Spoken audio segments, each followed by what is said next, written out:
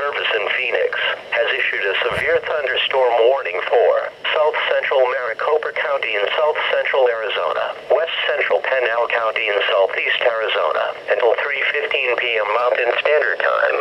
At 2:10 p.m. Mountain Standard Time, National Weather Service meteorologists detected a severe thunderstorm capable of producing damaging winds in excess of 60 miles per hour.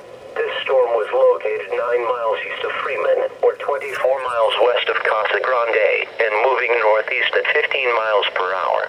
Other locations in the warning include but are not limited to Action Village. If you are in the warning area, go inside a sturdy building.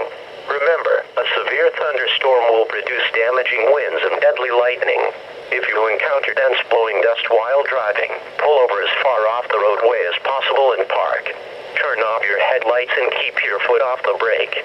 Repeating, a severe thunderstorm warning has been issued until 3:15 p.m. Mountain Standard Time for the following counties in Arizona: Maricopa and Pinal.